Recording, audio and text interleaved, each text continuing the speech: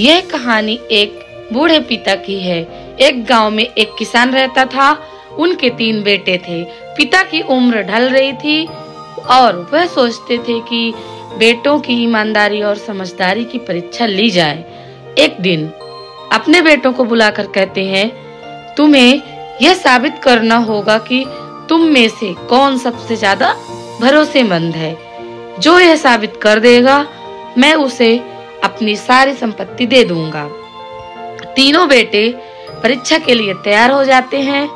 पिता उन्हें एक एक बक्सा देते हैं और कहते हैं, इन्हें रात भर अपने पास रखो, मुझे सुबह लौटा देना, लेकिन एक शर्त है, तुम इनमें झांक नहीं सकते।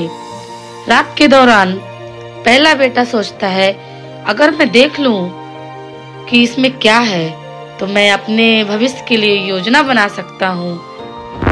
और वह बक्सा खोलता है और उसमें सोने के सिक्के देखता है।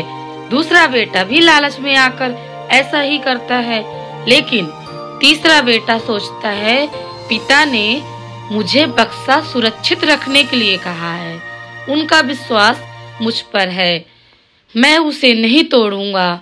यह बक्सा बिना खोले ही सुरक्षित रखता हूँ। सुबह पिता के आते ही तीनों बेटे उधर खड़े हो जाते हैं और उसके पिता पूछते हैं बेटों से, क्या तुमने बक्से खोले? पहले और दूसरे ने झूठ बोलने की कोशिश की, लेकिन पिता तो समझ गए।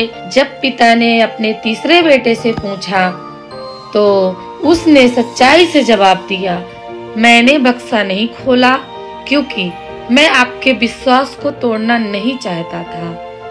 पिता खुश होकर तीसरे बेटे को अपनी संपत्ति सौंप देते हैं और कहते हैं, संपत्ति और रिश्ते विश्वास पर टिके होते हैं। तुमने यह समझ लिया, इसीलिए तुम इस संपत्ति के योग्य हो। इस कहानी का संदेश यह है कि रिश्तों में विश्वास सबसे बड़ी संपत्ति है। धन्यवाद।